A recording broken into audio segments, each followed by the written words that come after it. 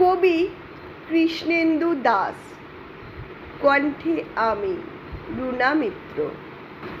খাতায় কবিতা লেখা হয়, লেখা হয় বুকের পাতায়।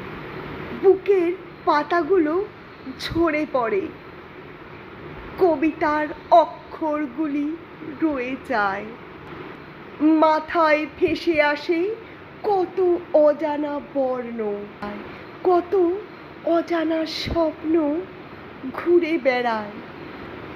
কখন যে আসে, কোথা থেকে আসে, আবার শব্দের পুরানো পাড়ায়।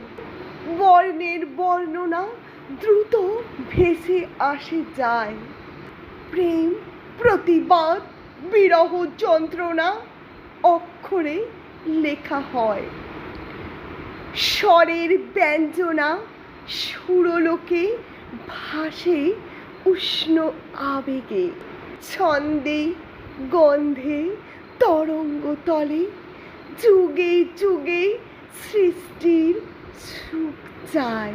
কবিরা কবিকে অন্ধ করেছে, পদ্য লিখে যায়। গদ্য কবিকে বন্ধ করেছে অজানা ব্যর্থ প্রত্যাশায়। জীবন দুয়ারে দাঁড়িয়ে ছিন্ন ভিন্ন ছন্দ উঁকি মারে।